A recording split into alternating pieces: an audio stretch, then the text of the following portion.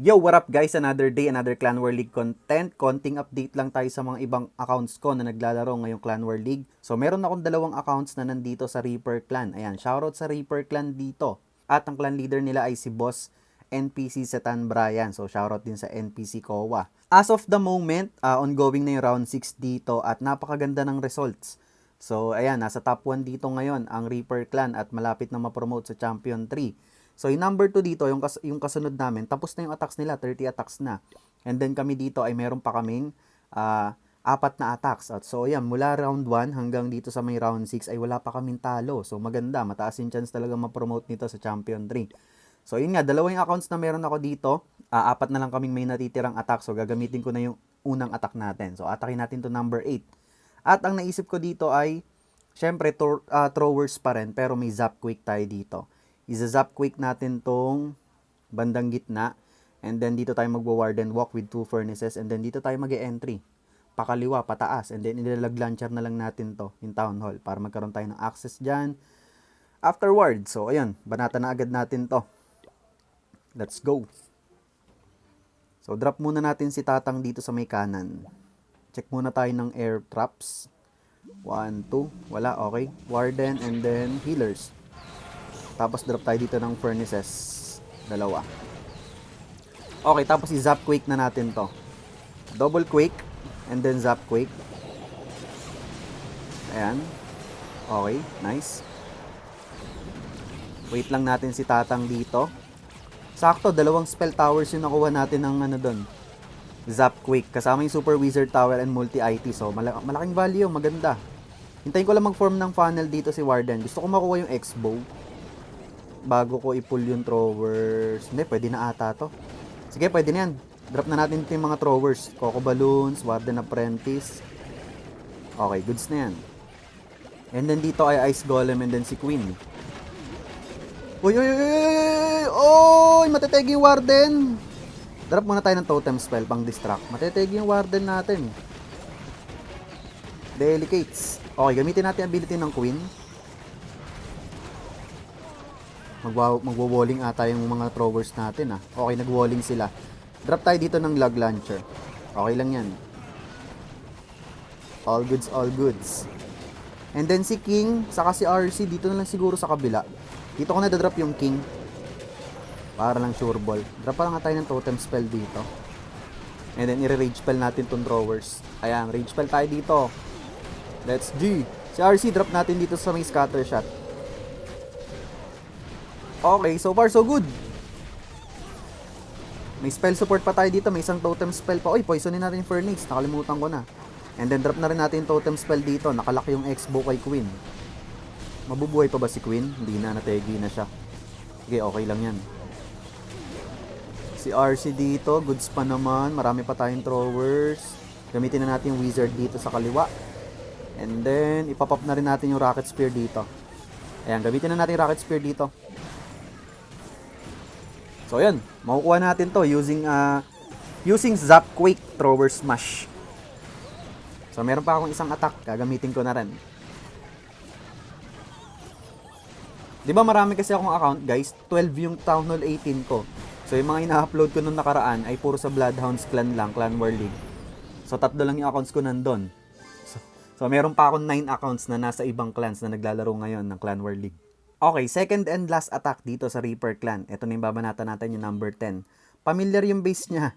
Kumbaga common base. Itong number 10 dito. Kaya ang gagamitin ko dito ay Fireball, Meteor Golem. So tara, banatan na agad natin to. Malamang, alam nyo na itong layout na to kasi maraming gumagamit nito. So, ganito yung ginagawa kong paraan para mabasag siya. So, nag-invest lang ako ng 2 invi dito para basagin yung i-fireball yung monolith para makuha natin yung CCN, yung fire spitter. So, mag-check muna ako dito ng traps, baka meron, para lang sigurado. Okay, wala. So, drop na tayo dito ng invi, 2 lang. And then, double quick dito. And then, fireball. Bam! Kita nyo yung value? Sobrang laki. Diba? Grand slam. And then, after ng gold mine, drop nyo na si Queen. 2 meteor golems, and then, log launcher na agad. Apprentice, Coco Balloon. And then, the rest ng meteor golems ay dito.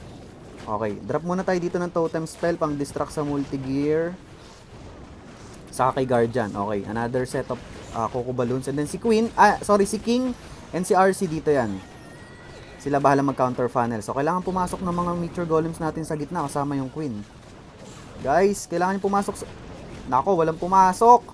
Na-late ata ako dun ng drop. Pero sige, yan, babalik naman sila dito. Ang problema yung gitna. Bibigyan pa ako ng problema nito Sige, kaya mo na. Inbi natin yung RC dito. Gamitin natin yung Rocket Spear. And gamitin natin dito yung Freeze Spell sa gitna. Kailangan nilang puntahan tong gitna. Gamitin ko na ability ng Queen. And then gamit na rin tayo ng Totem Spell. Overgrowth muna natin tong left side. Nako, namatay pa yung Warden natin. Nawalan tayo ng Rage Aura. Hindi kasi pumunta sa gitna. Sobrang tagal na. Ay, boy pa pala yung Nambubuisit pa yung Guardian doon, guys. Buti na lang. Siguro si Guardian yung pumatay kay Warden. Pero sige, okay lang yan. Kaya pa natin yan. Boy pa si RC dito at meron pa tayong mga spell support. Inbi na natin si RC. May Meteor Golems pa naman tayo dito. Saka si Queen nagwo-walling. Okay, drop na natin dito yung Totem Spell pang distract. May Spiky Ball pa tayo. Pero, wait lang ng konti. Wait lang ng konti, sir. Ayan, gamitin ko na dito yung Spiky Ball. Poisonin natin yung defending Queen. Okay, kuha na natin to. Muntikan pa tayo. Nategi kasi si Tatang. Nawalan tayo ng Rage Aura. Nabawasan yung firepower natin. Pero, yun nga, nakuha naman natin. So, dito wala pa akong sablay. Yung dalawang accounts ko dito mula round 1 hanggang dito sa round 6 ay hindi pa tayo sumasablay. So, yun, maswerte tayo dito. Ayan, nasa tuktok ang Reaper Clan. And then yung mga kasama ko dito, grabe, wala rin silang sinasablay. Ayan, pare-pares kaming mga perfect stars dito halos. And yung dalawang account ko ay eto, Kenji. So, ayan, last round na dito. Next round para sa Reaper Clan. And mukhang sigurado naman na yung pagka-promote nito. Yung last na kalaban ay mga Chinese. Puro Chinese pala kalaban dito. Grabe naman. Mukhang... Eto, nasa baba yung makakalaban namin. So, mukhang mataas naman yung chance namin manalo dito. Mabababa yung stars nila. So, mapopromote na tong Reaper Clan. Again, shoutout sa kanila. Ipapakita ko na lang din muna sa inyo yung mga ibang attacks na ginawa nila dito. So, may mga nakita ko ditong creative attacks. Okay, pakita ko sa inyo yung ginawang attack dito ng pinaka-leader ng Reaper Clan. Dito tayo sa may number 1 ng kalaban. Sa may round 2. Meron siya ditong... Ano to? RC Walk and Root Rider Super Valkyrie? Wow. Kakaiba to. So, instead na normal Valkyrie, Super Valkyrie yung dala dito ni Boss Setan Brian. Sige nga, tignan natin. Panoorin natin siya. Anong plano niya dito? So, 4 na piraso lang yung Super Valkyrie niya. Saan kaya siya maglalapag? Hindi pa siya nagtadrop ng RC. Okay. Ano yun? Okay, nagdrop muna siya ng Super Barb dito sa kaliwa. And then saka siya nag-RC walk. Naglapag ng RC. Okay. Dito siya sa may 10 o'clock. Nag-entry. Uy, may spring trap. Gusto niya atang kunin tong scatter shot. Kaya lang bababa ata si RC dito. Ayun nga, bumaba. May Tesla. Okay, andito pa yung mga traps. May mga spring traps. Wala na siyang invi dito. So mukhang i-ready ko. Okay. Nakapag-form naman ng konting funnel doon. Hindi mag-i-split yung Root Riders niya. Pero sige, tingnan natin. Sa Town Hall na yung magiging entry niya dito. Ice Golem with Root Riders and Healers. Coco Balloons. Okay. And then Giant Arrow sa may 12 o'clock kay Queen. Giant Arrow in action figure. Okay, Totem Spell invested sa may Town Hall part pang distract. Sa defending King and sa mga ibang defenses doon. And then eto na, yung kanyang Root Riders and Super Valkyries. Okay, si King ang pang counter funnel sa may right side. So marami pa rin gumagamit talaga ng Root Rider strategy dito ngayon guys sa Town Hall 18. Pero kailangan nyo lang talaga mag-ingat since passive yung Town Hall. So as much as possible, eto, katulad ng ganitong approach, sa Town Hall part na agad siya nag-entry para siguradong mati-take down yung Town Hall. Kasi minsan pag nasa opposite side kayo nag-entry ng Root Riders, medyo 50-50 kung babanatan yung Town Hall sa bandang dulo eh. Especially ang makakahit lang sa kanya yung Archer Queen. And then malamang kasi mga Valkyries nyo hindi naaabot doon. By the time na umabot na kayo ng gitna or dulo, madalas ay mga Root Riders and RC and Warden na lang yung buhay. So hindi naman nila papansinin yung Town Hall. Nag-split yung troops niya dito, yung RC and Warden kasama yung mga Super Valkyries sa kaliwa, and then si King and Queen na magkasama sa may bandang taas. Meron pa siya ditong isang Totem Spell na pwedeng gamitin pan-distract dito sa Revenge Tower at ginamit niya na dito. And ayun. Wasak na to. Grabe, buhay na buhay pa rin yung apat na Super Valkyries, oh. Hindi ko nakitang nag-drop ng mini rage spell yan. Actually, apat pa yung buhay. Apat nga ba? Apat nga, buhay pa yung apat na Super Valkyries. Yung mga Root Riders pa ang namatay dito instead na yung mga Super Valkyries. So, ayan, nice hit from Zetan Brian. Using RC Walk, Root Rider, Super Valkyrie Smash. Nice, nice. GG's bossing. Okay, dito may napansin din ako nung round 1, may gumamit ng Noah's Ark, guys. Ayan. Town Hall 17 ang kanyang aatakihin dito at meron siyang Noah's Ark. So ayan, panoorin na rin natin. Tignan natin kung paano niya in-execute yung Noah's Ark dito. So meron siyang Fireball Noah's Ark. Grabe, napakaraming troops. Okay, nag-start siya dito agad ng Spiky Ball kay King and Queen sa may left side. Gusto niya atang i-trigger yung Invis-Spell Tower, hindi? Or ipa-Fireball na agad to? Okay, Fireball niya na agad yung Town Hall part and then Quake Spell. So, yung Town Hall and X-Bow na lang matitira dito. Okay, in-invi niya yung Warden. And then si RC and Log Launcher sa may Town Hall part. Okay. Tornado Trap activated. And then Ice Hound, yun naman ang CC. So, eto, unti-unti niya nang idadrop dito yung mga troops. Isa-isa. Ayan. Meron pang Electro Dragon, Dragon Riders. Grabe, ang dami. Pag gumagamit talaga nitong Noah's Ark, kulang yung 2 rows, guys. Kahit naka 2 rows dito yung mga army, yung ano tawag dito? Yung bar, army bar nyo. Talagang i-scroll nyo pa yung pakanan. Sobrang dami. Lalo na pag may mga maliliit na troops pa kayo. May mga archer, wizard, ayan, wall breaker, goblin. Gumamit siya dito ng overgrowth spell sa may right side compartment. And si Queen na lang yung may ability dito. Merong action figure and magic mirror. So ayan, unti-unti na niyang dinadrop dito yung mga troops niya. Pero may mga spell support pa siya. Hindi ko kita, hindi natin kita dito kung meron pa siyang extra spells eh. Minsan kasi meron pa, hindi lang kita dito sa may ilalim. Pero yun nga, ang importante dito, buhay na buhay yung mga heroes niya. Yun yung talaga nagbibigay ng matinding firepower dito sa ganitong strategy. So ayan, wala lang, parang icebreaker. Kung gusto niyo lang makakita ng ibang attack strategy, di ba? Kasi marami ngayon, puro ang ginagamit talaga ay throwers, meteor golem. So including ako, puro ganun ang ginagamit ko ngayon. So ito, parang maiba lang tayo, di ba? May mapanood naman kayong medyo iba-iba. So ayan. Shoutout dito kay Zake, 1.5, grabe. Noah's Ark attack sa Clan War League. Nice hit, bossing. Okay, dito na tayo. Lipat tayo dito sa round 6 ulit. Panoorin natin yung ginawang attack dito ni Vin23. So meron naman siya ditong ano to, RC Walk? Mukhang RC Walk ata. Hindi, Warden Walk? Okay, Warden Walk and Thrower Smash. Nag-start siya dito ng Warden Walk sa may left side and then kasabay nito ay RC Walk. Okay, nice. So, 2 hero charge. Okay, may recall spell siya dito Malamang para kay RC yun.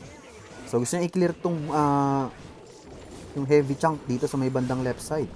Okay, na-recall out niya na.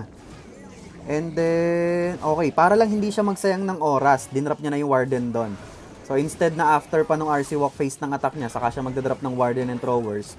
So, ang ginawa dito ni Tolbin, nag-Warden Walk na agad. So, sa ganong paraan, nakatipid siya ng oras. So, hindi na to magbo-burn ng malaking oras para dun sa strat niya. Especially, medyo mabagal-bagal pa rin ang Throwers kahit na-buff yung movement speed nila eh. So, kumakain pa rin siya ng oras. Okay, wow! Double jump spell ang ginamit niya dito para magkaroon ng access papunta sa Town Hall and sa back end. Si King and Queen magkasama dito. And then si RC, ayan, i-recall back na niya. And marami pa siyang spell support dito. Wala lang siyang overgrowth spell, pero mukhang di naman na niya kailangan. Okay, nag-pop na siya dito ng action figure magic mirror. Troop launcher pala yung gamit niyang siege machine. And then si RC dito, nag-pop na rin ng rocket spear. Okay. Ice golems and furnace. Okay, pinoison niya yung furnace dito. Meron pa siyang skeleton spell and free spell na pwedeng gamitin dito sa back-end defenses. Pero, mukhang wala. Wasak na talaga to, guys. Sobrang dami pa ng throwers ni Tolbin dito. At buhay pa yung 4 na heroes. Hindi, 4 ba yung buhay? Si King lang ata yung nategi. Okay, yung Barbarian King lang yung nategi. Si Queen and Warden na lang ang natitira dito. And napakarami pa ng throwers, guys. So, ayan. Wasak na to.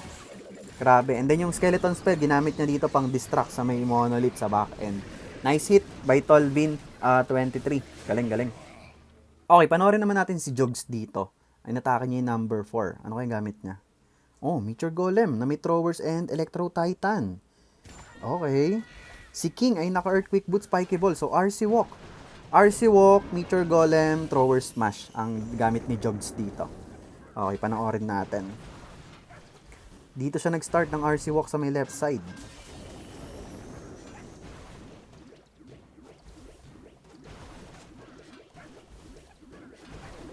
Okay, makukuha niya yung Monolith dito.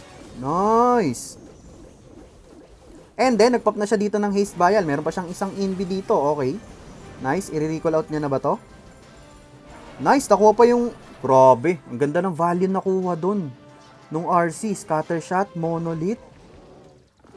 And ano pa ba yung mga iba nakuha? Basta magaganda. Puro mga core defenses yung nakuha ng RC Walk face ng attack niya dito. And then dito na siya mag-entry sa may taas ng kanyang Meteor Golems, Throwers, and isang Electro Titan. Giant Arrow sa may 12 o'clock para i-clear out yung mga bonus buildings doon or mga trash buildings sa may right side. And then Super Wall Breaker para magkaroon ng access si Giant Figure and Queen doon sa may dito. And then yung kanyang mga Meteor Golems ay papunta na dito sa gitna. Okay, nag-pop na siya dito ng Eternal Tomb. Oh, Healing Tomb ah. Usually Rage Gem yung ginagamit, pero si Jogs ang gamit niya dito ay Eternal Tomb and Healing Tomb. Okay. And then, in-overgrowth spell niya dito yung Fire Spitter sa may bandang kanan. Si Queen, ang ganda ng value sa labas. So, siya lang yung nag-clear ng mga extra defenses and buildings doon para talagang masecure yung mga main troops niya dito sa gitna at hindi lumabas. Okay, si King pala, si King pumasok sa loob. Ayun, lumabas na ulit. So, out of spell support na niya dito si Jogs, pero meron pa siyang Spiky Ball and Earthquake Boots kay King. Okay. May mga throwers pa dito sa gitna. May Meteor Golems pa. And then si Warden buhay pa para magbigay ng Rage Aura. So, ayun. Ay, tinutukan ng X-Bow si Warden. Matetegi pa ata yung Warden niya dito. Pero hindi, nasusustain pa ng healers. Kaya lang, lumipat yung healers pang asar. At, ayun, nategi si Tatang. Pero hindi na yung magmamatter kasi nga, may Spiky Ball and Earthquake Boots pa siya dito kay BK. So, ayun. Nice hit from Jogs using RC Walk, Meteor Golem, Thrower Smash. Nice hit, bossing. Okay, dito naman tayo sa number 14. Panoorin natin si TJ. Ano kayang gamit niya dito? Okay, yun. Mass Throwers and Mass Totem Spells. Ang gamit dito ni TJ. Okay, dinrop niya lahat ng throwers dito sa may right side. So, ganun talaga yung meta ngayon, guys. Dinadrop lang talaga sa isang corner yung lahat ng throwers. And then, Warden with Log Launcher. Ganito talaga yung combo ngayon dito. And then, si Queen and King and RC ang kapang counter funnel. Okay, good luck. Ay, bakit good luck? Wasak na pala to. Ano ba yan? Ito na naman tayo. Nakakalimutan ko na naman replay yung pinapanood ko. Nasanay na naman ako parang nagko-commentator or nagsha-shoutcast during live attacks. Pasensya na, sorry na nga ni eh. Nasanay tayo nagsha-shoutcast ng live attacks eh. Pero sige, ayan. Ganda ng funneling niya dito kasi yung mga throwers niya ay siguradong papunta dito sa gitna. So yung King niya dito, maganda yung ginagawa sa baba. Si RC ba? Nasaan? Hindi niya pa ata dinadrop yung RC niya. Okay, si Queen and BK pa lang nakikita ko dito. Saka si Warden. So ayan, may access na dito yung mga throwers niya sa gitna. Grabe nga yun, sir. Si RC ay naka-Rocket Spear and Seeking Shield dito. So baka sa back end niya nagagamitin. Dito sa may... Okay, ayun, dinrop niya na. Sa taas niya pala ginamit yung RC dito sa may isang Rage Spell compartment. Para tulungan yung mga natitirang throwers dun sa taas. And then... yung iba ay nandito na sa baba at wala, grabe, hindi makakadepensa ang base ni Nelson dito. Sobrang napakalakas ng throwers ngayon, guys. So, ayan, kung may throwers na kayo, meron na kayo nito sa Town Hall 16, guys. Pwede nyo nang gamitin yan. Kung tinatamad kayo sa mga ibang strat, ayan, pwede nyo gamitin tong throwers. Pag-aralan nyo na agad gamitin dahil napakalakas nito ngayon. After ng buff, talagang ito na yung ginagamit ng mga majority ng players ngayon. Kahit sa esports mode, puro ganitong stat na yung ginagamit. So, ayan, nice hit from TJ. Using Mass Throwers and Mass Totem Spells. Okay, dito naman tayo sa number 21. Panoorin natin si Bogs. JJ25. Okay, si Boss Bogs ng EXG. Panoorin natin, meron siyang Fireball. Uy, si RCI naka-Frost Flake and Rocket Spear. Nice. So, mag-i-start siya dito ng Warden Walk. Di Warden. Oh, tama. Warden Walk with Fireball. So, Fireball strat nga pala to. Fireball Thrower Smash. Fireball Thrower and Meteor Golem Smash ang baon dito ni Boss Bogs JJ. So, ayan. Simple Fireball sa may Revenge Tower. Nice. Beautiful value. Nice start. Ang ganda. So maganda yung nabuo niya agad funnel dito. So pwede siyang mag-entry sa kanan or kaliwa. Malinis, hindi kakalat or hindi magi-split yung troops niya dahil dun sa fireball. Nice. So mukhang dito na atat sa kaliwa. Gusto niya pang kunin yung multi-arch tower. Okay, hindi na. Dinrap niya na dito yung Meteor Golems and then Throwers. Yun, with Warden Apprentice and si Queen and King ang pang-counter funnel dito sa may left side. And then Log Launcher ang kanyang siege machine para magkaroon ng access sa may Town Hall part. Sayang hindi pa ata tatamaan yung may Indispel Tower. Pero sige, okay lang yan. Wasak naman na niya to. Replay na lang yung pinapanood natin. Pero sige, tignan natin kung ano nangyari dito sa may bandang gitna. Okay, gumamit siya ng Totem Spell and Poison Spell. Pang-distract sa Super Dragon. Ay, tinutukan yung RC niya dito. Oy, nice clutch by Spirit Fox. And nag-activate na dito yung dalawang Indispel Tower sa base ni 17. May grabe yung pangalan, number din. So, ayun, aray ko! Nagswag ng Rocket Spear dito si Box JJ. Ang tanging na iba to lang ng RC niya doon ay yung Frost Flake. Aray ko. Pero kahit namatay yung RC niya dito, wasak pa rin guys. Kasi nga sobrang lakas ngayon ng throwers. So, kahit naman malakas na yung throwers ngayon, guys, pero kung hindi nyo naman may execute ng maganda yung attacks nyo at mali-mali yung timing nyo ng mga spells, so, may possibility pa rin na mag-fail yung attack nyo. So, hindi nyo pa rin kailangan maging kampante. As much as possible, ayusin nyo lang naman yung timing ng mga spells nyo and abilities ng heroes. Pero pinaka-importante dito ay yung funneling. As much as possible, kailangan nakakompress talaga lahat yung mga throwers nyo kasi mas malakas sila pag magkakadikit. Pero minsan, okay din naman nag-split ng konti yung mga throwers kasi nga masakit yung damage nila ngayon eh. So parang hindi siya katulad ng ibang mga halimbawa Root Riders or Meteor Golems na mas maganda talaga kung magkakadikit. Gumamit pa siya dito ng Ice Block para kay King. Okay, nice. At meron pang swag na Queen's ability si Box JJ dito. So, nice hit using Fireball Meteor Golem Thrower Smash. Okay, dito naman tayo sa number 22. Panoorin natin si NPC Reaper Low-Key. Okay, ganun din, Mass Throwers and Mass Totem Spell. So, usong-uso talaga ngayon tong strat na to, guys. So, malamang yung iba sa inyo na Town Hall 18 or Town Hall 17, Town Hall 16, ganitong strat na rin yung ginagamit. Kasi pare-parehas tayong meron ng access sa Throwers and Totem Spell sa Town Hall 16, pataas. So, ayan, gamitin nyo ng gamitin.